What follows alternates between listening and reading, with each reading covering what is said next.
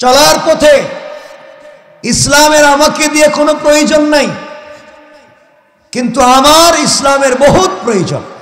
রবকে পেতে গেলে জমিনের ভিতরে শুধুমাত্র কেবলমাত্র আল্লাহর তাওহীদ এবং রাসূলের রিসালাত এই জমিনে প্রতিষ্ঠা করতে গেলে জমিন হচ্ছে শুধুমাত্র কেবলমাত্র আল্লাহ।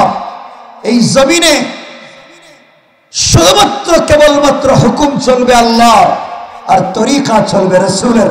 আল্লাহর হুকুম রাসূলের তরিকা বিবর্জিত কোন নীতি এই সমাজের একটা ইঞ্চি মাটিতে প্রতিষ্ঠা হতে দেওয়া যায় না।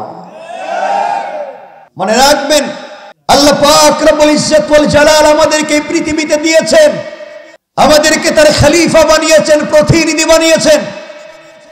তার জমিনে তার খলিফা শুধুমাত্র কেবলমাত্র রব। কোরআনে কারীমের 13 নম্বর পারা 14 নম্বর সূরা ইব্রাহিমের প্রথম আয়াতে বলছেন, আলিফ লাম রা কিতাবুন আনজালনাহু ইলাইকা লিতুখরিজান নাসা মিনাজ যুলুমাতি ইলান নূর।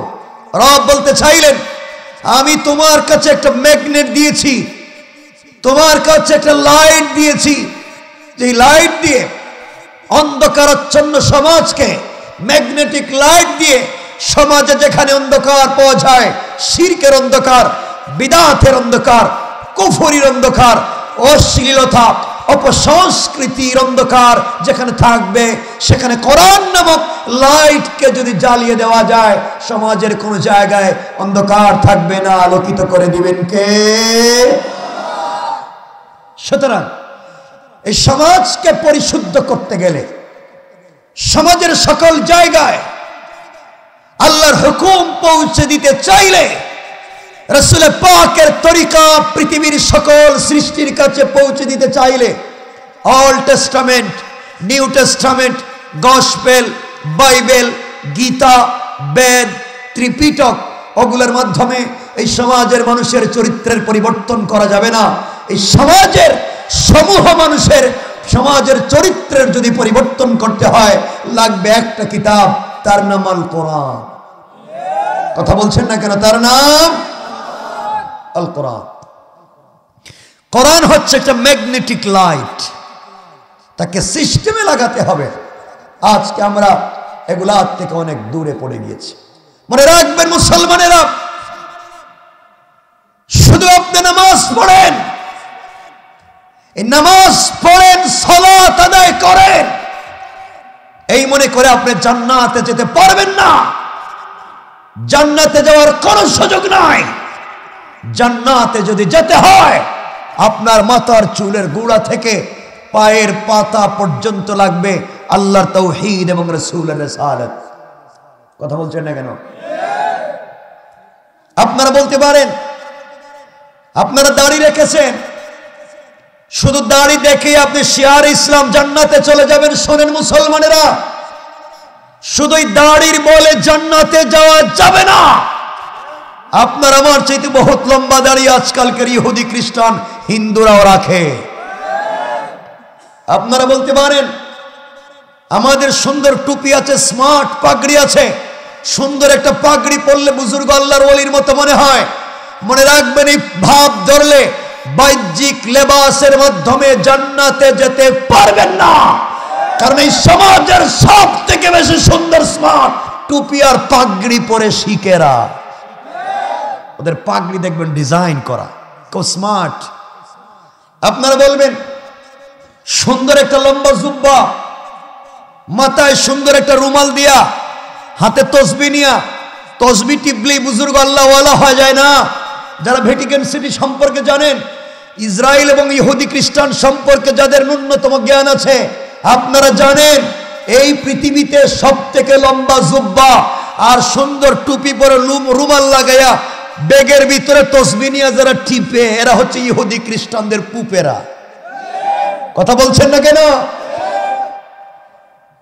মনে রাখবেন, শুধু জুব্বার মধ্যে ইসলাম নয়। আমি যেটা পড়েছি, যে লম্বা একটা জুব্বা, টুপি একটা পরছি, মনে হইতেছে আল্লাহর ওলির মতো। আরে ভুয়া কথা, এই পোশাক এটা তাকওয়া নয়। রব বলেছেন লিবাসুত তাকওয়া, এটা হচ্ছে তাকওয়ার পোশাক। আর তাকওয়া হচ্ছে এখানে, আত্তাকওয়া হাহুনা, আত্তাকওয়া হাহুনা, আত্তাকওয়া হাহুনা। তাকওয়া হলো দিলের ব্যাপার। এই জন্যই সমাজের বহুত দাড়িওয়ালা, টুপিওয়ালা, পাঞ্জাবিওয়ালা, পাগড়িওয়ালা, জুব্বাওয়ালা এই সমাজের বহুত বড় বড় বদমাইশ, ঠিক কিনা বলে?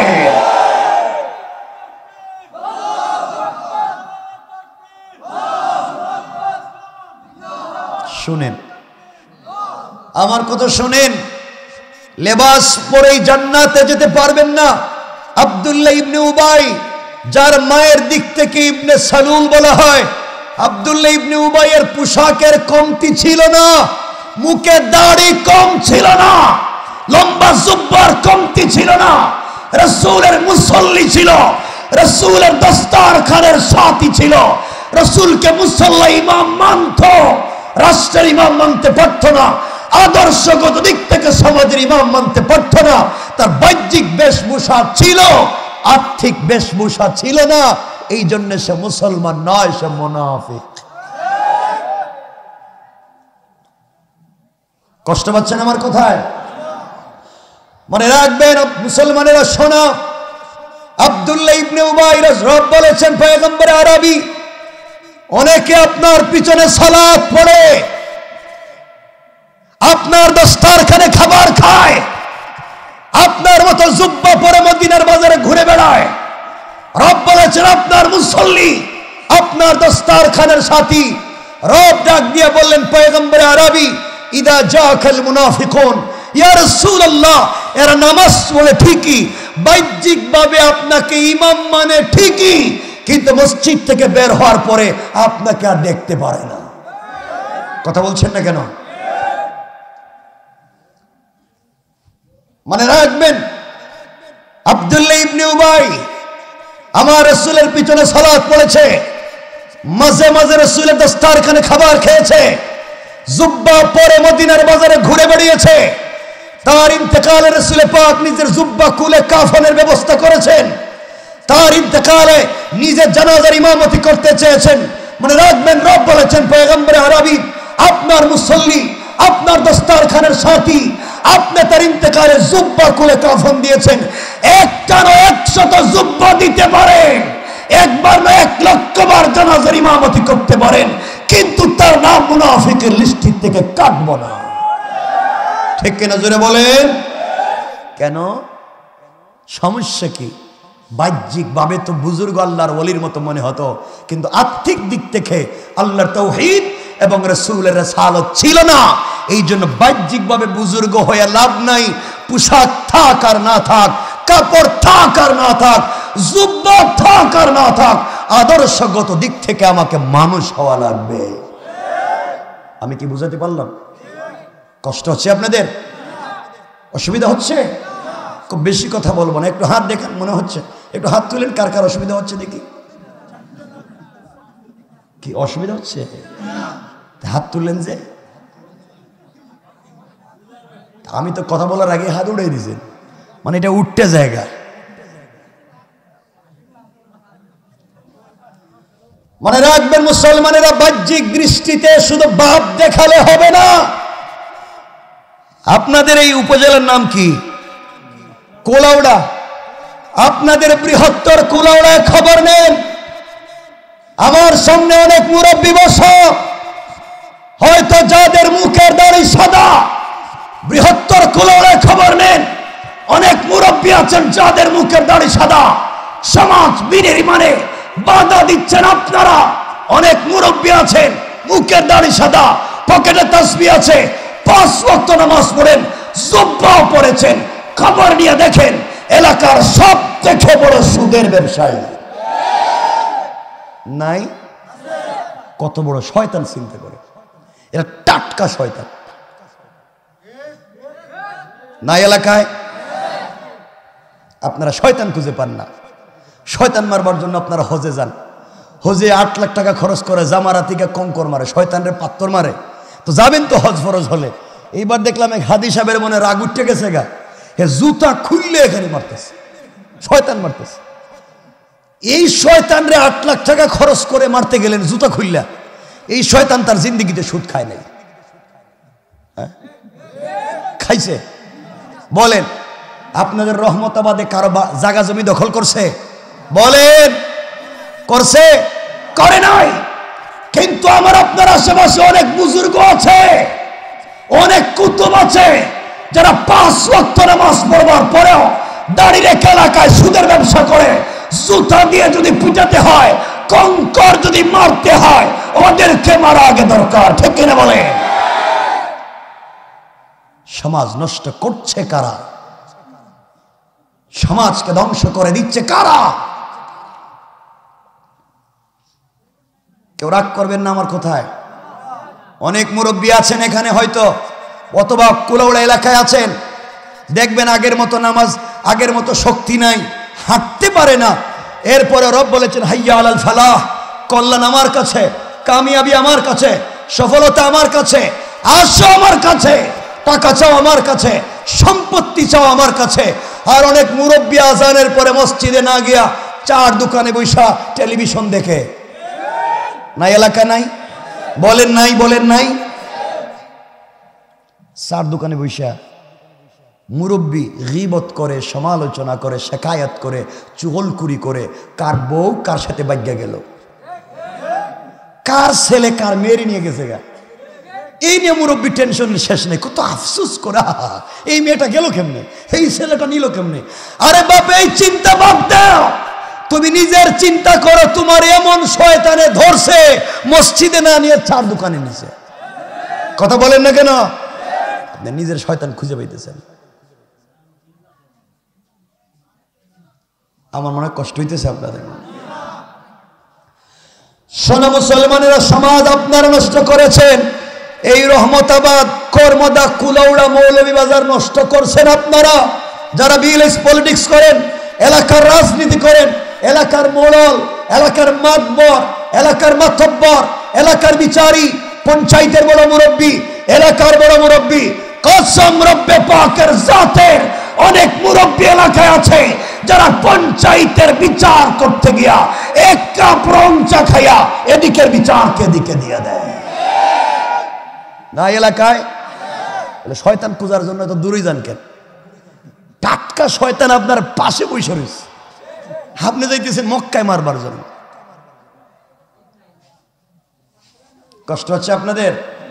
আমার মনে হয় খারাপ লাগতেছে, কারণ ভাইগুলো আমার 9টায় দিব, 10টা দিব কইতে কইতে 12টায় দিয়ে আমিও আজকে বিপদে পড়ে গেছি। যাক, আমিও আসছি, বেশি দেরি করবো না। হয়তো আসিনি কখনো, হয়তো এদিকে এসেছি অনেকগুলা, আর আশা হবে কিনা এটার কোনো সম্ভাবনা একেবারেই নাই। সুতরাং কয়েক মিনিট কথা বলছি। সমাজে অনেক মুরব্বী আছে, আপনারা আপনাদের গ্রামে এলাকা খবর নেন। আমি দিলে হাত দিয়ে বলছি, অনেক মুরব্বী আছে যারা গ্রামে 2 জন দিয়ে মাইর লাগাইয়া দেয়।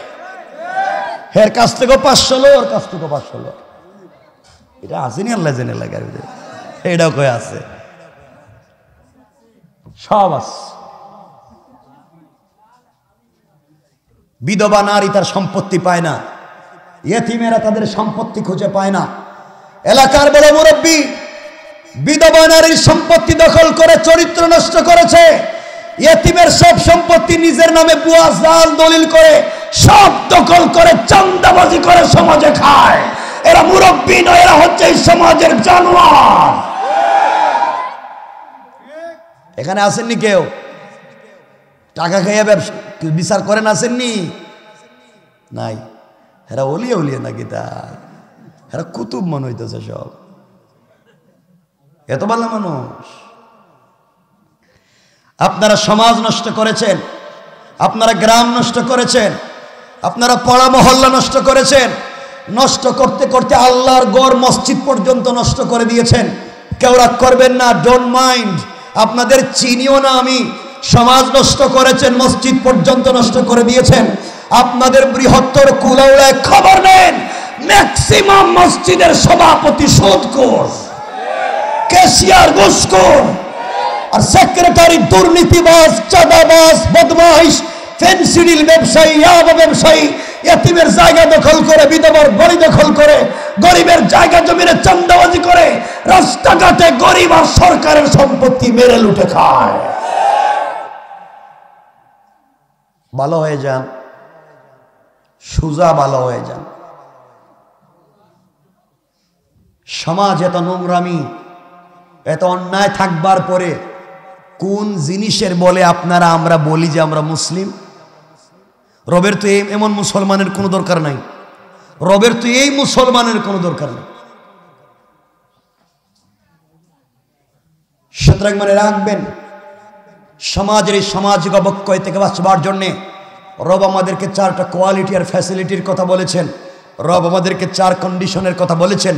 রব বলেছেন, পয়গম্বরে আরবি আপনার উম্মতেরা আর আমার বান্দা বান্দিরা যদি কোরআনের এই 4 প্রেসক্রাইবকে তারা ফলো করে, 4 মূল নীতি গ্রহণ করে, তাহলে মরলে জান্নাত। সুবহানাল্লাহ বাদ দেন, কেমন সবাই পড়েন। এখানে হয়তো এমন কোন কুতুব আছেন, কুতুব বুঝেননি, আল্লাহর ওলি। এমনও কুতুব এলাকায় আছে হয়তো 5 ওয়াক্ত নামাজ পড়ে, তাহাজ্জুদ পড়ে, আওয়াবিন পড়ে, ছাস পড়ে, এশরাক পড়ে, এরপরে ফজরের নামাজ জামাতে পড়ে, এরপরে রুটিন মতো কোরআন শরীফ তিলাওয়াত করে, এরপরে তসবি পড়ে। সব শেষ কইরা সেরা কুদালে একটা কান্দি নিয়া জমিতে গিয়া আরেকজনের আইল কাইটটা 1 হাত ঢুকাইয়া দেয়। কথা বলেন, আছে না নাই? কত বড় টাটকা শয়তান, চিন্তা করেন। ভালো হয়ে যান, সমাজ ভালো হয়ে যাবে। আমরা ভালো হয়ে যাব তো ইনশাল্লাহ। আসতে বললেন কেন? সবাই বলেন ইনশাল্লাহ। এই ভালো হওয়ার পথ এবং পদ্ধতি সংক্ষেপ করে বলেই আলোচনা শেষ করব, যেহেতু রাত্র 12:30। আমার মুসলমান বন্ধুগণ, গভীর মনোযোগ। আল্লাহ রাব্বুল ইজ্জত ওয়াল জালাল আখিরি জামানার পয়গম্বর সরকারে কায়নাত, দো জাহানের সরদার, নবী রহমত জনাবে মুহাম্মদ রাসূলুল্লাহ সাল্লাল্লাহু আলাইহি ওয়াসাল্লামকে জানিয়ে দিয়েছেন, বন্ধু আমার, দুনিয়ার জমিনে যারা নিজেকে আমি আল্লাহর গোলাম দাবি করবে, নিজেকে আশিক রাসূল দাবি করবে, আমি আল্লাহর গোলাম মনে করবে, তাদের গুণ, তাদের কোয়ালিটি, তাদের চরিত্র, তাদের আদর্শ কেমন হওয়া চাই?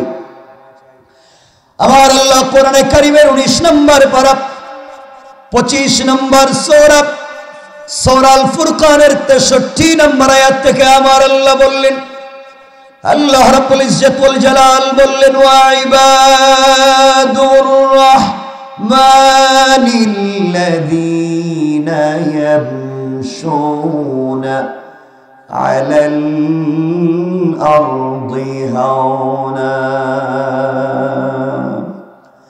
আল্লাহ রাব্বুল ইজ্জত ওয়াল জালাল বলেন, মুসলমানেরা, এই দুনিয়ার জমিনে যারা আমি আল্লাহর গোলাম দাবি করবে, আশিক রাসূল দাবি করবে, আমি আল্লাহর গোলাম নিজেকে মনে করবে, দুনিয়ার জমিনে যারা নিজেকে আমি আল্লাহর গোলাম দাবি করবে, আমার বান্দা, আমার গোলামের 1 নম্বর কোয়ালিটি গুণ হলো, আমার বান্দা দুনিয়ার জমিনে কোনোদিন অহংকার করতে পারে না।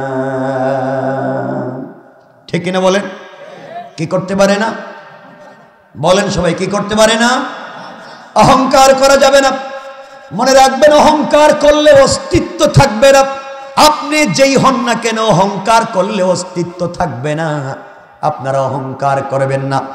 আবার বন্ধুগণ, 2 হাত জোড়ে করে বললাম, এই বৃহত্তর কুলাউড়ায় আল্লাহ যাদেরকে বড় আলিম বানিয়েছেন, শেখুল হাদিস বানিয়েছেন, মুফতি, মুহাদ্দিস, খতিব বানিয়েছেন, ইউনিভার্সিটির রেক্টর বানিয়েছেন, কলেজের অধ্যক্ষ, অধ্যাপক, প্রফেসর বানিয়েছেন, শিক্ষিত বানিয়েছেন, টিচার বানিয়েছেন, জ্ঞানী বানিয়েছেন। আপনি আপনার জ্ঞানের কারণে দুনিয়ার জমিনে অহংকার করতে পারেন না। মুআল্লিমুল মালায়েকা, ফেরেশতাদের শিক্ষকের মতো মহাজ্ঞানীকে যে আল্লাহ অহংকার করবার অপরাধে রেজিম শয়তান বানিয়ে দিয়েছে, অপদস্থ শয়তান বানিয়ে দিয়েছে, আপনিও যদি আপনার জ্ঞানের কারণে দুনিয়ার জমিনে অহংকার করেন, আমার আল্লাহ আপনাকেও শয়তান বানাইয়া দিতে আমার আল্লাহর 1 মিনিটও দেরি হবে না। কোন ঠিক কিনা? ঠিক কিনা বলেন? আপনাদের ঘুম পাচ্ছে? অসুবিধা হচ্ছে?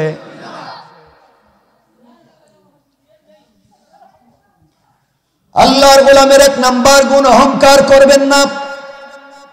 এই দুনিয়ায় যারা ভাব ধরেছে আল্লাহ তাদের অস্তিত্ব মাটির সঙ্গে মিশাইয়া দিয়েছে। আবু জাহাল, আবু লাহাব নিজেকে অনেক বড় মনে করেছে, আল্লাহ তাদের অস্তিত্ব সমাজ থেকে ধ্বংস করে দিয়েছে। নমরুদ, ফেরাউন নিজেদেরকে অনেক বড় মনে করেছে, আল্লাহ তাদের অস্তিত্ব বিলীন করে দিয়েছেন।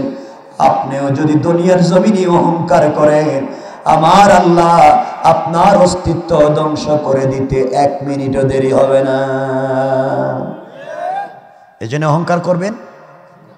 কথা কয় না, বলেন না সবাই, করেননি আপনারা, তাহলে করে কেডা? সব না কয়, হেরা তো পুরো কুতুব দেখতেছি। দেখি তো, আমি একটু পরীক্ষা করে দেখি।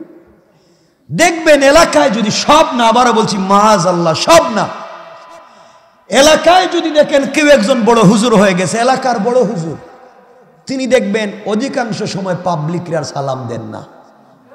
কন আমি সালাম দিব কে? আমি বড় হুজুর, আমারে সালাম দেও। বড় হুজুরে সালাম দিলে ভাব ধরে জবাবও দেয় না।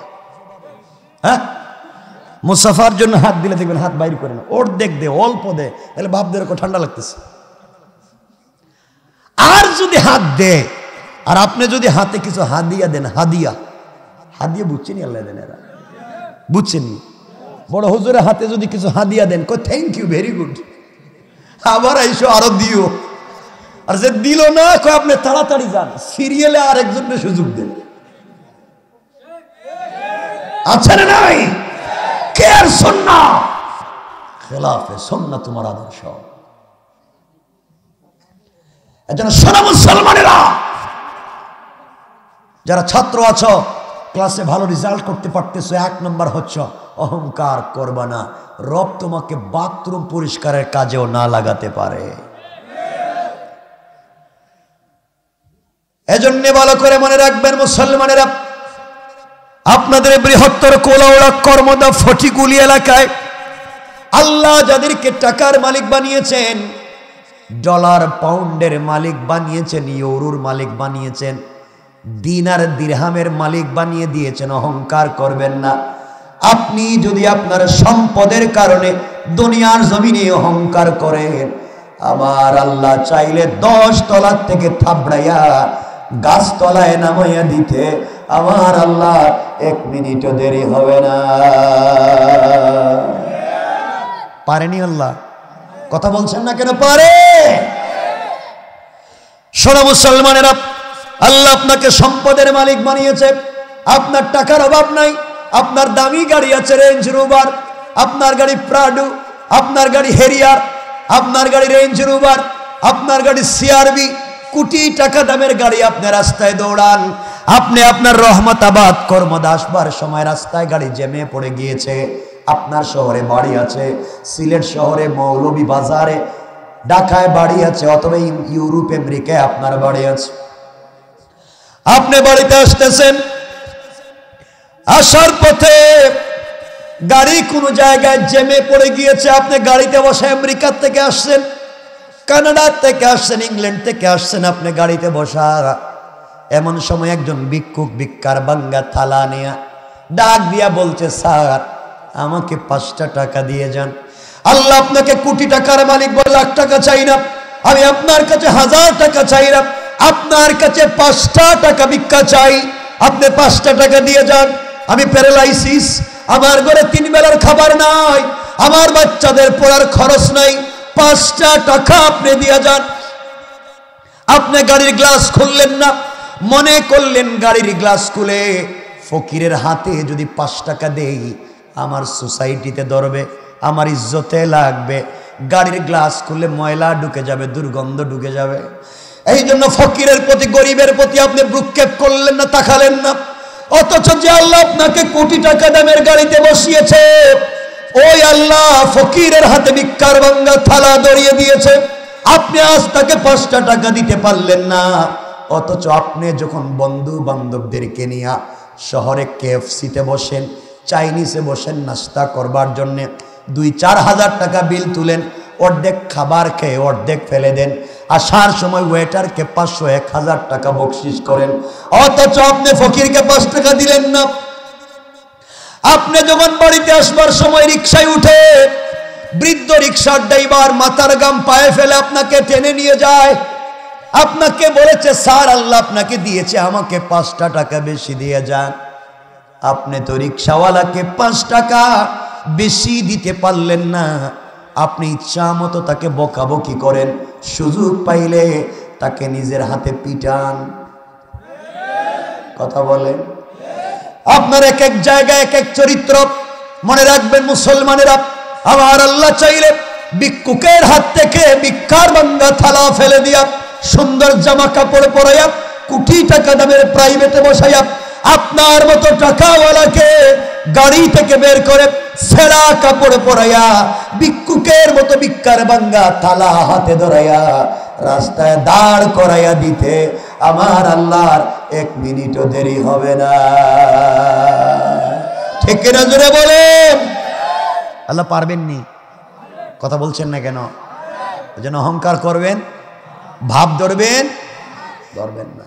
আপনারা আপনাদের ফুটিগুলি কর্মদা এলাকার খবর নিন তো। কর্মদা এলাকার, বৃহত্তর কর্মদা এলাকায় আজ থেকে 50 বছর আগে অনেকের ঘরে লাখ লাখ টাকা ছিল, লাখ টাকার মালিক ছিল। আজ তার ছেলে মেয়েরা নাতিপুতিরা মানুষের বাড়িতে কাজ করে করে খায় নাই। আর আজ থেকে 50 বছর আগে এই এলাকার অনেকের ঘরে বৃষ্টি দিলে টিন লাগাবার পয়সা ছিল না, খাওয়ার টাকা ছিল না, পরবার মতো পোশাক ছিল না, কিন্তু আজ আল্লাহ তার ঘরে কোটি কোটি টাকার মালিক বানাইছে। আছে না নাই? কে করতে পারে? বলেন কে করতে পারে? দিন শেষে ফিরে যেতে হবে ওখানে, রবের কাছে যাও, রবের কাছে চাও। রব বলেছে সবাই যা করতে পারে না, করতে পারবেন কে? আল্লাহ। কষ্ট হচ্ছে না তো আপনাদের? কষ্ট হইলে বইলা দিবেন, আমি রাইখা দিব, নগদ শেষ। তাহলে 1 নম্বর গুণ অহংকার করা যাবে? বলেন না যাবে? আমার মন চায় ছোট্ট একটা আমল আপনাদেরকে বলে দিয়ে যাব আজকে। ছোট্ট একটা আমলটার কন্ডিশন হলো, পৃথিবীতে কে চায় না শিল্পপতি হতে? কে চায় না সম্পদের মালিক হতে? কে চায় না প্রভাব ক্ষমতার মালিক হতে? কে চায় না হাত উঠাবার আগে তার সব দোয়া কবুল করিয়ে নিতে? সব যদি চান এই ছোট্ট আমলটা মনোযোগ দিয়া পালন করবেন ইনশাআল্লাহ। আমি বলে দেব, আমি সুযোগ মতো এটা বলে দেব, 1-2 মিনিটে বলে দেব ইনশাআল্লাহ। বলেন ইনশাআল্লাহ। তাহলে আল্লাহর গোলামের 1 নম্বর গুণ অহংকার করা যাবে? বলেন না সবাই। ওমা তাবারুক দিবেন না বলছেন? তাহলে রাস্তা কই কেন? তাবারুক তো খাইবেন, তাবারুক। তাহলে জোরে কোন অহংকার করা যাবে? তাবারুকই যখন খাইবেন তাইলে জোরে কইবেন।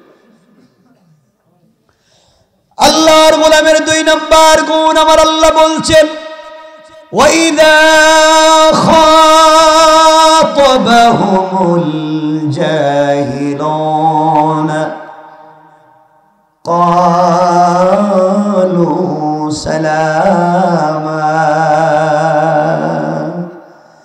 আল্লাহ বললেন মুসলমানেরা, এই দুনিয়ার জমিনে যারা আমি আল্লাহর গোলাম দাবি করবে, আশিক রাসূল দাবি করবে, আমি আল্লাহর গোলাম নিজেকে মনে করবে, আমি আল্লাহর গোলামের 2 নম্বর গুণ হলো আমার গোলামকে কেউ গালি দিলে গালির জবাব দিবে না, আঘাত করলে আঘাতের জবাব দিবে না, গীবত শিকায়ত করলে জবাব দিবে না, বদনাম করলে চুগলখড়ি করলে জবাব দিবে না। বরং আমার গোলামকে কেউ যদি দুনিয়ার জমিনে গালি দেয়, আমার গোলাম গালির জবাবে গালি না দেয়া ওই ব্যক্তির জন্য শান্তি আর সালামতির দোয়া করে যায়। পড়েন সুবহানাল্লাহ। আল্লাহর গোলামের 2 নম্বর গুণ গালি দেওয়া যাবে? বলেন না যাবে? দেননি আপনারা? না, খালি কয় না, গালাগালি করে কেটে রাস্তাঘাটে সব কয় না। আল্লাহর গোলাম দাবি করলে গালি দেওয়া যাবে না। কেউ গালি দিলে বিনিময়ে শান্তির দোয়া করবেন, তাকে সালাম দিবেন। কি দিবেন? সবাই বলছে না কেন? সালাম। আপনারা সালাম দেন তো? টাটকা সত্য কথা কর। তাহলে একটু পরীক্ষা করে দিই। 1 মিনিটে। আম্মা জান আয়েশা সিদ্দিকা রাদিয়াল্লাহু তাআলা আনহার বর্ণনা রিওয়ায়াত, তিনি বলছেন আমি যখন দেখতাম আমার কলিজার টুকরা স্বামী রাসূলে পাক ঘরে আসতেছেন, তখন আমি দরজার চিপায় দাঁড়িয়ে থাকতাম, পর্দার আড়ালে দাঁড়িয়ে থাকতাম, আর আশা করতাম রাসূলে পাক যখন ঘরে আসবেন তখন আমি পর্দা সরাইয়া চাপটি মেরে আমি আমার স্বামীকে ধরে ফেলবো আর তার কপালে চুম্বন দিয়ে তাকে সালাম দেব। জোরে কন্যা শুনুন। কিন্তু আম্মা জান আয়েশা বলছেন ওয়াল্লাহে, আল্লাহর শপথ, আল্লাহর কসম, আমি আমার নবীজিকে সালাম দেওয়ার জিন্দেগিতে বহুত চেষ্টা করছি, কিন্তু রসুলে পাকের আগে রসুলকে সালাম দিতে পারি নাই। নবীজি আগে সালাম দিয়েছে। এখানে দুটা শিক্ষা। কয়টা? এক, নবীজি বাহির থেকে এসে ঘরের লোককে সালাম দিয়েছেন। সুন্নাহ দাঁড়ালো যিনি বাহির থেকে আসবেন তিনি ঘরের লোককে সালাম দিবেন। কি বুঝছেনই আমার কথা? বাহির থেকে আসলে ঘরের লোককে সালাম দিবেন, ঘরে কেউ না থাকলে দরজায় দাঁড়ায় পুরা ঘরে সালাম দিবেন। ঠিক আছে তো ইনশাল্লাহ? তাহলে দাঁড়ালো কি, টিচার ছাত্রকে সালাম দিবেন, ছাত্ররা টিচাররে সালাম দিবে তা না। কিন্তু আজকালকে ছাত্ররা যদি উস্তাদরে সালাম না দেয় পিটাপিটি শুরু হয়ে যায়। ঠিক কিনা বলে? খেলাফে সুন্নাহ।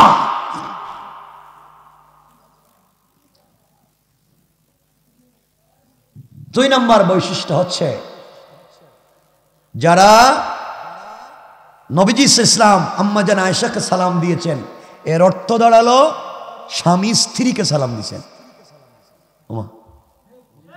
ঠিক না? এটা নবীজি আয়েশাকে সালাম দিয়েছেন, এর অর্থ দাঁড়ালো স্বামী, কথা কয় না, স্বামী স্ত্রীরে সালাম দিয়েছেন। তাইলে অর্থ দাঁড়ালো আপনারা বউরে সালাম দিবেন।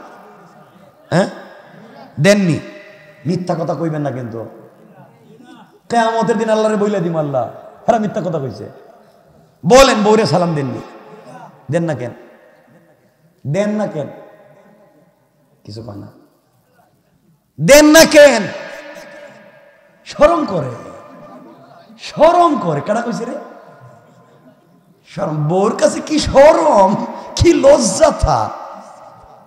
বউরে সালাম দেন, বউরে সালাম দিবেন। বলেন ইনশাআল্লাহ। আসতে কয় কেন বুঝি না এরা। তুমি বিয়ে করছো, তোমার তো 8 বছর বয়স হইব, হ্যাঁ কই ইনশাআল্লাহ। তারা বিয়ে করছে এরা কয় না। মুরব্বী যারা আছে মাঝে মাঝে দেখতেছে এরা আমার চেহারার দিকে তাকায় আছে, হেরা কইতেছে হুজুর 70 বছর গেছে গা, বউরে জীবনে সালাম দিইনি, আজকে দিলে আবার কি মনে করে ফেলায়। বলেন সালাম দিবেন, বলেন ইনশাআল্লাহ। সবাই বলেন ইনশাআল্লাহ। বউরে সালাম দিবেন। যারা দেন না কেন বউরে সালাম? আজ কি বাসায় যাবেন, ওয়াজ শেষে বাসায় যাবেন না? বাসায় গিয়ে দরজায় দাঁড়াইয়া বলবেন বউ আসসালামু আলাইকুম ওয়া রাহমাতুল্লাহ। বউ কই বৌমা আজকে এরকম বুতে ধরলো, জীবনে সালাম দেয় না, গোড়া এসে পিডায়, আজকে দেখি সালাম দিল। আপনি বলবেন আমারে বুতে ধরে নাই, হুজুর ওয়াজ করছে আমি সুন্নাত আদায় করছি। ঠিক আছে তো ইনশাআল্লাহ? দিবেন তো সালাম ইনশাআল্লাহ। বাসায় গিয়ে বউরে সালাম দিবেন। আপনারা তো সালাম দেন না বউরে। মাঝে মাঝে বউরে, মাঝে মাঝে কি সবসময় বাহির থেকে গেলে বউরে সালাম দিবেন। আপনারা তো বউরে কাজের বুয়া বানাইয়া রাখছেন, শুধু কাজ করা, শুধু কামলা, মানে ফ্রি সার্ভিস। ওই যে মোহরের টাকা দিছিল এই যে দিছে আর কাম করাইতেছে। এখন তো শুনছি বউরেও পিটায়, বউরেও কিছু স্বামী নাকি পিটায়। শুনলাম ওই দিন এক স্বামী বউরে পিটাইতে পিটাইতে কইতেছে তুই আমার আব্বা কো। হে মায়ের কে কইতেছে বাপ তোর আব্বা ডাকছে সাইডা দে। হে বন্ধু বান্ধবের কাছে কে কইতেছে বউরে এমন পিটানি দিছি আব্বা বলাইয়া সাইডা দিছি। কত বড় শয়তান চিন্তা করে। এজন্য এখন শুনছি বউরাও স্বামীরে পিটায়, তারাও ঠিক আছে এখন পিটায়, পিটাপিটি উভয় পক্ষ থেকে শুরু হয়ে গেছে। এগুলো হারাম। এগুলা কি বলেন? কি হারাম। মারামারি বাদ দেন, বউরে সালাম দিয়েন। মাঝে মাঝে ফোন একটা হয়ে গেছে গা, কি বলবো, কষ্ট হইতেছে আপনাদের? জোয়ান তোমাদের তো কষ্ট হইতো না, তোমরা যে কি সার্ভিস এটা আমার জানা আছে। তোমরা যে কি জিনিস, যে পাবলিক না বুঝলে আমি বুঝি, হেরা যে কি শয়তান হইছে। হায় হায়, দুনিয়া মা বাপরে ভাল লাগে না, তার ভাল লাগে শুধু তার গার্লফ্রেন্ড, প্রেমিকা। ঠিক কিনা? এটা ঠিক কইছে কেডা রে? এটা ঠিক কইছে কেডা? এটা তো খারাপ হয়ে গেছে দেখতেছি। বাচ্চা গেছো গা, রাত্রে 1:45 হয়ে গেছে দীক্ষা, তাহলে আর বাসা যাইতে পারতাম আজকে একবার। বাসায় গেলে মাঝে মাঝে মুরব্বী বাবা যারা আছেন, জোয়ান যারা বিয়ে করছো, বাসায় গেলে মাঝে মাঝে বউরে নিজের হাতে খাওয়াইয়া দিও, মুখে উঠাইয়া বউরে খাওয়াইও। কিছু কয় না, ঠিক কিতা ইনশাল্লাহ কও। বউরে খাওয়াইতে পারতো না, বিয়ে করছিল কেন? খাওয়াইবেন তো। মুরব্বী হাসতেছে, মুরব্বী হাসতেছে, কয় বউরে খাওয়াইবো কেমনি? আরে বাবা, বউরেই তো খাওয়াইন। বুড়া আর বুড়ির যে কি ভালোবাসা, আল্লাহ রে, এই যে ভালোবাসা। এই জন্যে মাঝে মাঝে বাসায় বউরে নিজের হাতে খাওয়াইবেন, বলেন ইনশাআল্লাহ। আপনাদেরকে আমার চিনা আছে, আপনাদেরকে আমি বহুত ভালো করে চিনি। আপনারা তো নিজের বউরে খাওয়াইতে পারবেন না, আপনারা তো খাওয়াইতে পারবেন পাশের বাড়ির বাবিরে। ঠিক কিনা? ঠিক কয়, এটা এইটাই ঠিক কইতেছে। ভালো হয়ে যাও, ভালো হয়ে যাও। বউরে দেখতে পারে না, আরেকজনকে খাওয়ায়, তাহলে বিয়ে করছিল কেন? বাদ দেও এগুলা, ভালো হয়ে যাও। সংক্ষেপ করে দিলাম, আল্লাহর গোলামের 2 নম্বর গুণ, গালি দেওয়া যাবে। বলেন ইনশাআল্লাহ। আমরা গালি দেব, কেউ গালি দিলে তার জন্য শান্তির দোয়া করব, তাকে সালাম দিব। ঠিক আছে তো? আজকের থেকে তো হবে তো ইনশাআল্লাহ। বাসায় বউরে সালাম দিবেন তো? বাসায় মাঝে মাঝে বউরে খাওয়াইন। কারণ কেন? এই হাদিস আপনারা বহুত শুনছেন, আমি শুধু হাদিসটা মনে করাইয়া দিতেছি।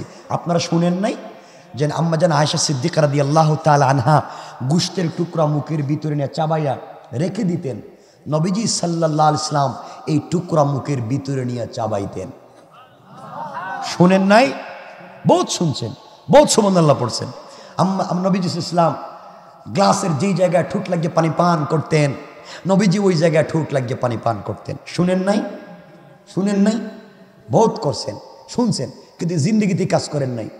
আজকে যদি আপনাদের বউ বাসা যাওয়ার পরে গোশতের টুকরো একটা মুখে নিয়ে চাবাইয়া স্বামীর হাতে দিয়া, কো স্বামী আমার মুখ থেকে বাইর করে দিলাম, তুমি এটা খাও, তা আমার মনে হইতেছে এরা থাপড়াইয়া বউর দাঁত ফলাই দিবে। ঠিক কিনা? এটা কইছে ঠিক। এরা তো বউ পিঠায় দেখতেছে, এরা খুন এলাকায় লই আইলো আমার, এরা বউ পিঠায়।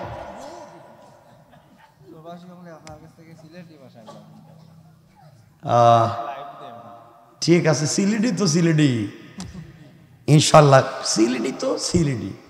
আমি কথা বলতে গেলে এটা আসে না, এটা বিপদ। এমনি কথা বললে ঠিক আছে।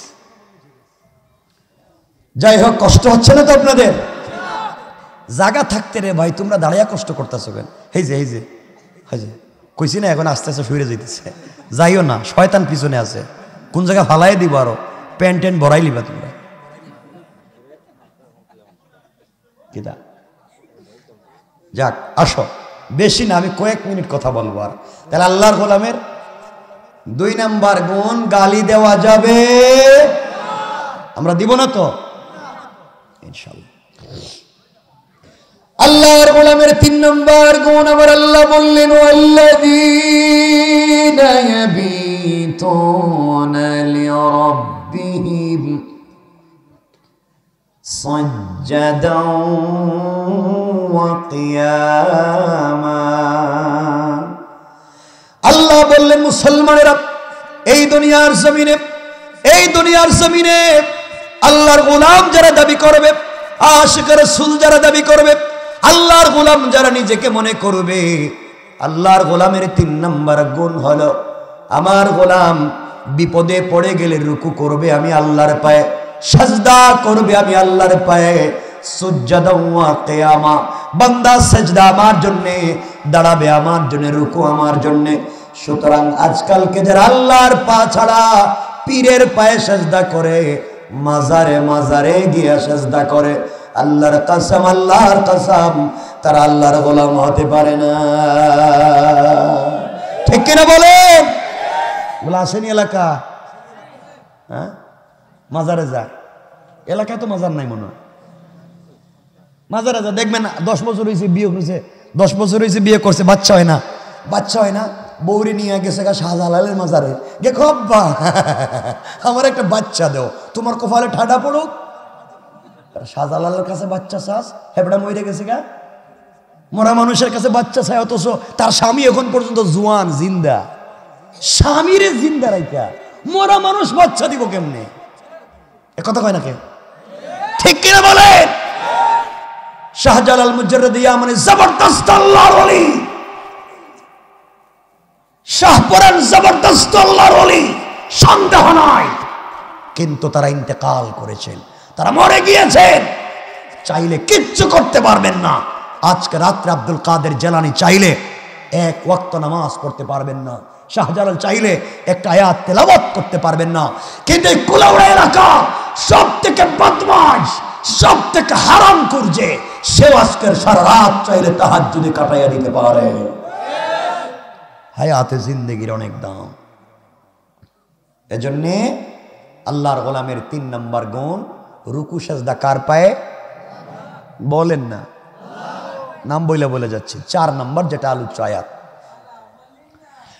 4 নম্বর গুণ আমার আল্লাহ বললেন, ওয়াল্লাযীনা ইয়াকুলুনা রব্বানা সরিফ আন্না আযাব জাহান্নাম ইন্না আযাবাহা কানা গারামা। আল্লাহ রাব্বুল ইজ্জত ওয়াল জালাল বলেন, মুসলমানেরা, এই দুনিয়ার জমিনে যারা আমি আল্লাহর গোলাম দাবি করবে, আশিক রাসূল দাবি করবে, আমি আল্লাহর গোলাম মনে করবে, তাদের 4 নম্বর কোয়ালিটি হলো, সাকারাত শুরু হয়ে যাওয়ার আগে, গারগারা শুরু হয়ে যাওয়ার আগে, কবরে চলে যাওয়ার আগে, মালাকুল মউত আজরাইল পৌঁছে যাওয়ার আগে, আমার বান্দা গোটা জিন্দেগির অপরাধের জন্য আমি আল্লাহর দরবারে যখন চোখের পানি ছেড়ে তওবা করবেন, আমার দেওয়া কপাল আমার কুদরতের পায়ে লাগিয়ে, আমার দেওয়া চোখ থেকে পানি ছেড়ে দিয়া, আমার দেওয়া জবান দিয়ে আমাকে আল্লাহ বলে যখন ডাক দিবে, আমি আল্লাহ আমার বান্দার গোটা জিন্দেগির অপরাধ গুলাকে ক্ষমা করে জান্নাতি বলে ফয়সালা করে দিতে আমি আল্লাহ 1 মিনিটও দেরি হবে না। কোন সুবহানাল্লাহ। আল্লাহর গোলামের 4 নম্বর গুণ, অপরাধ করেছে ক্ষমা চাও, মাফ করে দিবেন। রব বুঝাতে চাইলেন, বান্দারে, বড় অপরাধ করলে বাবা তোমাকে তেজ্য পুত্র করে দিতে পারে, আর বড় অপরাধ করলে গ্রামের মানুষ তোমাকে গ্রাম থেকে বের করে দিতে পারে, অপরাধ করলে টিচার ছাত্রকে ক্লাসরুম থেকে বের করে দিতে পারে, আরো বড় অপরাধ করলে কোনো পীর তার মুরিদকে খানকা থেকে বের করে দিতে পারে, আরো বড় অপরাধ করলে রাষ্ট্র তার নাগরিককে দেশ থেকে বের করে দিতে পারে।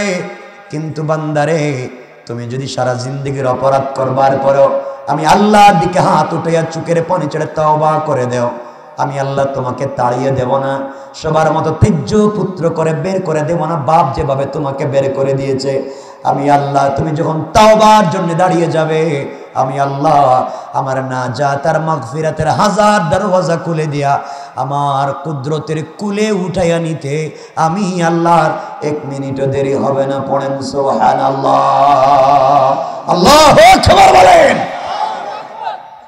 এই জন্য আমার বন্ধুগণ, দুনিয়ার জমিনে যদি সফল হতে চান, দুনিয়ার জমিনে যদি সাকসেস হতে চান, আপনারা সফল মানুষ যদি হতে চান, জিন্দেগিতে ছোট্ট আমল করবেন, যেটা বলে কথা শেষ করে দিতে চাই, আর বলবো না কথা, কারণ অসুবিধা হইতেছে মানে আপনাদের না, রাত্র হয়ে গেছে অনেক, আর আমার যাওয়া লাগবে ঢাকা। আমার বন্ধুগণ, ছোট্ট আমল যদি করেন জিন্দেগি কামিয়াব। এই আমল বহুত লম্বা না, শব্দ একটা, ওটার নাম হলো শুধুমাত্র কেবলমাত্র আস্তাগফিরুল্লাহ, আস্তাগফিরুল্লাহ, আস্তাগফিরুল্লাহ। একটা শব্দ যদি আমল করেন লাইফ কামিয়াব। কেমনে বুঝাইয়া দেই? আল্লামা জুলফিকার নকশবন্দি খুতবাতে জুলফিকারে লিখেন, এই দুনিয়ার জমিনে একজন বুজুর্গ আলেম ছিলেন যার নাম ইমামে আহমদ ইবনে হাম্বল রাহমাতুল্লাহি আলাইহি। দুনিয়ার জমিনে 4 মাযহাব যেটা প্রসিদ্ধ, হানাফি, শাফিঈ, মালিকি, হাম্বলি, এই হাম্বলি মাযহাব যার নামে চলে ইমামে আহমদ ইবনে হাম্বল রাহমাতুল্লাহি আলাইহি জবরদস্ত আল্লাহর ওলি ছিলেন, বুজুর্গ আলেম ছিলেন। তার জামানার সবথেকে বড় আলেম ছিলেন। পৃথিবীর জমিনে সবথেকে বড় হাদিসের কিতাব যার মধ্যে 40,000-এর বেশি হাদিস আছে, মুসনাদে ইমামে আহমদ ইবনে হাম্বল। ওই মুসনাদে ইমামে আহমদ ইবনে হাম্বল যার হাতে সংকলিত হয়েছে, ইমামে আহমদ ইবনে হাম্বল রাহমাতুল্লাহি আলাইহি, যাকে খালকে কোরআনের মাসআলায় কোরআন মাখলুক নাকি মাখলুক না ওই কথা প্রমাণ করবার জন্য বাদশা আঘাত করেছে, শরীর থেকে চামড়া উঠিয়ে দিয়েছে, ফিনকে দিয়ে রক্ত বের হয়েছে, গোশতের টুকরো খসে পড়েছে, জবান দিয়ে যা বলেছেন তাই বলেছেন, অন্য কোনো কথা বললেন না। এমন একজন বুজুর্গ যিনি আল্লাহর রাসূলকে প্রায় 100 বারের কাছাকাছি স্বপ্নে দেখেছে। এই ইমামে আহমদ ইবনে হাম্বল রাহমাতুল্লাহি আলাইহি হাদিস সংগ্রহের জন্য ঘর থেকে বের হয়ে গেলেন একদিন গভীর রাত্রে। সফর করতে করতে সকাল হয়ে গেল, সারাদিন সফর করলেন, সন্ধ্যা হয়ে গেল। সংক্ষেপ করে বলবার জন্য বলছি, নিজের গ্রাম থেকে অনেক দূরে পৌঁছে গেলেন। যেখানে যাওয়ার পরে চিন্তা করলেন সন্ধ্যা হয়ে গিয়েছে, কনকনে শীতের রজনী, ঠান্ডার কাপড় নাই, কেমনে তিনি বেক করে নিজের গ্রামে যাবেন? যেতে হলে আবার রাত্র শেষ হয়ে যাবে, যেতে পারবেন না। চিন্তা করলেন পার্শ্ববর্তী মসজিদে মাগরিবের সালাত পড়ি, সালাতের পরে ওখানে ঈশার সালাত পড়ব, ফজরের মুসল্লি মসজিদে হয়ে যাব, সকাল হয়ে গেলে ওখান থেকে বের হয়ে যাব। এই কথা চিন্তা করে ইমামে আহমদ ইবনে হাম্বল রাহমাতুল্লাহি আলাইহি একটা মসজিদে মাগরিবের সালাত পড়েছেন। সালাত পড়ে জিকির করলেন, তাসবিহ পড়লেন। ঈশার সালাতের সময় হয়েছে, ওখানে তিনি সালাত আদায় করলেন। আর মনে মনে ভাবলেন ঈশার সালাতের পরে সকল মুসল্লিরা যখন বের হয়ে যাবে, মসজিদের কর্নারে তাসবিহ পড়ে পড়ে জিকির করে হাদিস পড়ে পড়ে রাত্র কাটাইয়া দেব, সকাল হয়ে গেলে আমি এলাকা থেকে চলে যাব। সবাই যখন ঈশার সালাত পড়ে চলে যায়, তিনি বের হলেন না।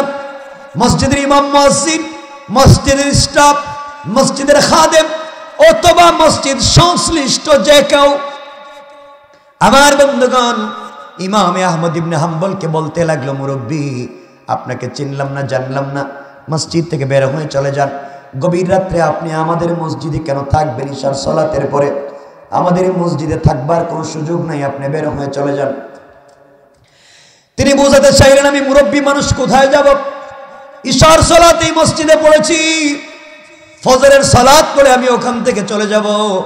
কেউ যখন তার কথা শুনতে চাইল না, এক পর্যায়ে সবকিছু বের করে ফেলে দিল। তিনি হাঁটতে লাগলেন, আবার গাট্টিগুলো হাতে নিয়ে আবার হাঁটতে লাগলেন, চলতে লাগলেন। কেউ তাকে চিনল না, মসজিদ থেকে সকল মানুষ তাকে বের করে দিল। অথচ তিনি হলেন জবরদস্ত বুজুর্গ, আল্লাহর ওলি, এই জামানার সব থেকে বড় আলেম ইমামে আহমদ ইবনে হাম্বল। সবাই বের করে দিয়েছে, মসজিদ থেকে বের হয়ে গেলেন। কেউ তাকে চিনল না, নিজের পরিচয় দিতে চাইলেন না। আর আমরা যদি হইতাম, আমি যদি হইতাম, ওখানে কাঠ বাইর করে দিতাম, বলতাম, দেখছেন আমি কে? আমি তো অমুক বল্টু, আমার চিনুন। আমি আমার পরিচয় দিতাম।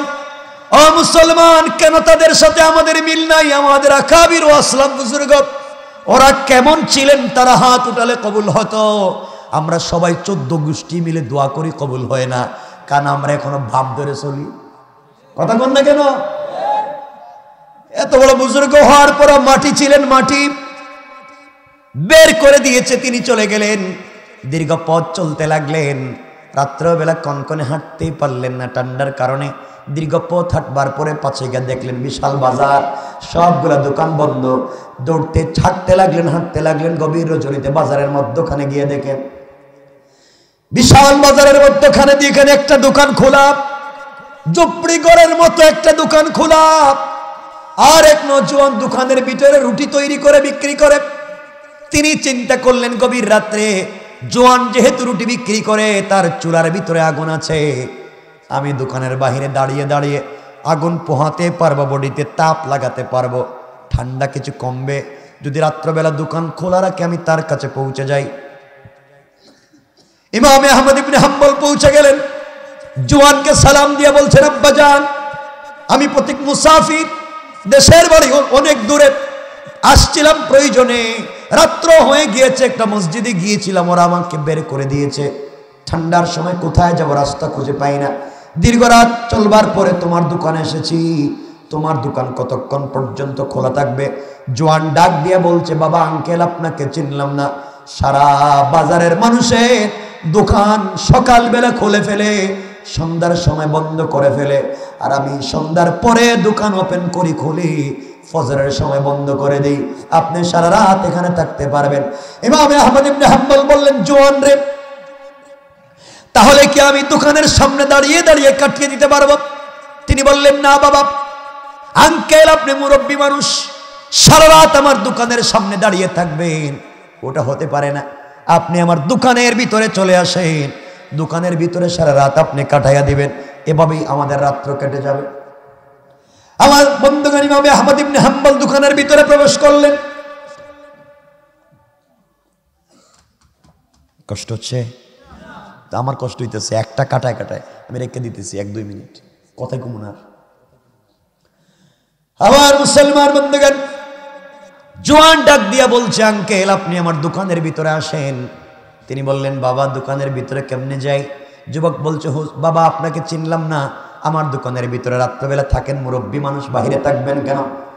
ইমাম আহমদ ইবনে হাম্বল পরিচয় দিলেন না, কিন্তু যুবকের ব্যবহারে মুগ্ধ হয়ে গেলেন, দোকানের ভিতরে ঢুকে পড়লেন। দোকানের ভিতরে যাওয়ার পরে আজীব কারবার, আশ্চর্য হয়ে গেলেন, নিজেকে সামলিয়ে রাখতে পারলেন না। তাকাইয়া দেখেন এই জোয়ান গভীর রাত্রে রুটি তৈরি করে, রুটি বানাবার জন্য যখন খামির বানায় তো পড়ে আস্তাগফিরুল্লাহ, খামির বানানো শেষ হয়ে গেলে পড়ে আস্তাগফিরুল্লাহ, রুটি তৈরি করবার জন্য বল বানায়, পড়ে আস্তাগফিরুল্লাহ, বল থেকে রুটি বানায়, পড়ে আস্তাগফিরুল্লাহ, রুটি তৈরি হয়ে গেলে চুলায় দেয়, পড়ে আস্তাগফিরুল্লাহ, রুটি যখন পরিপূর্ণ হয়ে যায় পড়ে আস্তাগফিরুল্লাহ, রুটি হাতে নিয়ে নির্ধারিত জায়গায় রাখে, পড়ে আস্তাগফিরুল্লাহ। কেউ যখন রুটি কিনতে আসে তার হাতে রুটি দিয়া বলে আস্তাগফিরুল্লাহ, টাকা হাতে নিয়ে পড়ে আস্তাগফিরুল্লাহ। ইমাম আহমদ ইবনে হাম্বল আশ্চর্য হয়ে গেলেন, এই জোয়ান শুধু আস্তাগফিরুল্লাহ বলে কেন, ব্যাপার কি? তিনি বললেন, বাবা তুমি আমার সঙ্গে কথা বলছো না, শুধু আস্তাগফিরুল্লাহ বলছো, ব্যাপার কি? এই আস্তাগফিরুল্লাহর উপকার হয়েছে, তোমার কি কল্যাণ হয়েছে আমি জানতে চাই। জোয়ান এবার বলছে, আঙ্কেল আপনি আমাকে কঠিন প্রশ্ন করেছেন, এই আস্তাগফিরুল্লাহর আমল একদিন থেকে করি না, 32টা বৎসর থেকে আস্তাগফিরুল্লাহর আমল করি, 32টা বৎসর থেকে আস্তাগফিরুল্লাহ পড়ি, এর কারণে আমি যা পেয়েছি আমার মন বলছে এই পৃথিবীর সকল মানুষ মিলে তা পায় না। তিনি বললেন, জোয়ান আমি জানতে চাই। জোয়ান ডাক দিয়ে বলছে, আঙ্কেল 32টা বৎসর থেকে আস্তাগফিরুল্লাহ পড়ি, এর বরকতে এমন একটা বরকত হয়ে গিয়েছে, আমার বডিতে 32টা বৎসর হয়ে গিয়েছে, কোনো জ্বর সর্দি কাশির মতো কোনো রোগ হয় না। আস্তাগফিরুল্লাহর বরকতে আল্লাহ আমাকে সুস্থ রেখে দিয়েছেন। আঙ্কেল আপনি জানেন না, আস্তাগফিরুল্লাহ পড়ি, গভীর রাত্রে ঝুপড়ি করে কয়েক টাকার রুটি বিক্রি করি, টাকার ভিতরে খাবারের ভিতরে আল্লাহ এত বরকত দিয়েছে, আমি প্রায় 50টা সদস্যের ফ্যামিলি চালাই, রুটি বিক্রি করে আমি আশেপাশের গরিব মিসকিন ও সহায়কে দান করি, মসজিদ মক্তব ইতিমখানায় দান করি। সারা মাস দান করবার পরে আমি আমার 50টা সদস্যের ফ্যামিলি চালাবার পরেও মাস শেষে দেখা যায় ঝুপড়ি করে কয়েক টাকার রুটি বিক্রি করি, এরপরেও আমার ঘরের বরকত শেষ হয় না। সুবহানাল্লাহ, জুড়ে বলে। ইমাম আহমদ ইবনে হাম্বল আশ্চর্য হয়ে গেলেন, বলতে লাগলেন, জোয়ান আর কি পেয়েছ? জোয়ান বলতেছে, ও মুরব্বী চিনলাম না, এই ইস্তেগফার আস্তাগফিরুল্লাহ বলবার কারণে 32টা বছরে আমি 30 বারের উপরে রসুলে পাককে স্বপ্নে দেখেছি। ইমামে আহমদ ইবনে হাম্বল স্থির থাকতে পারলেন না, জোয়ানকে বললেন, বলো বাবা আর কি পেয়েছো? জোয়ান এবার বলছে, আঙ্কেল আপনাকে চিনলাম না, আমি আস্তাগফিরুল্লাহ এটা আমল করি। আমি যখন হাত উঠাইয়া দেই আমার মন বলছে দিলে যা কথা আছে হাত উঠাবার আগে তা কবুল হয়ে যায়। আমি পাবলিকের জন্য দোয়া করি, এলাকাবাসীর জন্য দোয়া করি, দেশবাসীর জন্য দোয়া করি, সারা দেশের মানুষ দুনিয়ার মানুষ আমি রুটিওয়ালার কাছে দোয়া চাই। পাবলিকের জন্য যে যে উদ্দেশ্যে আমার কাছে দোয়া চায় আমি হাত উঠালে তাদের দোয়া কবুল হয়ে যায়। ইস্তেগফারের বরকত আল্লাহ আমাকে তো দিয়েছে, ইজ্জত দিয়েছে, রুটিওয়ালাকে ক্ষমতা দিয়েছে, রুটিওয়ালাকে টাকাও দিয়েছে, রুটিওয়ালাকে সুস্থ রেখেছে শুধু আস্তাগফিরুল্লাহর কারণে। এবার ইমাম আহমদ ইবনে হাম্বল সামনে রাখতে পারলেন না, দাঁড়িয়ে গেলেন। যুবককে জড়িয়ে বললেন, বাবা বলো এমন কি কোন দোয়া আছে যা তোমার জিন্দগিতে কবুল হয় নাই, আজ পর্যন্ত কবুল হয় নাই? এই কথা শুনে যুবক কাঁদতে শুরু করেছে আর বলছে, আঙ্কেল আপনি কি শোনাইলেন আমাকে? আমার 32 বছরের জীবনে আল্লাহর কাছে যা চাইলাম আল্লাহ ফিরাইয়া দিল না।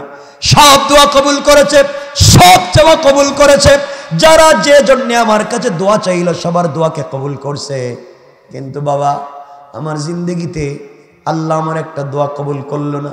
32টা বছরে আল্লাহর কাছে যা চাইলাম আল্লাহ সব দোয়া কবুল করলো, কিন্তু একটা দোয়া কেন কবুল করে না আমি বুঝতে পারলাম না।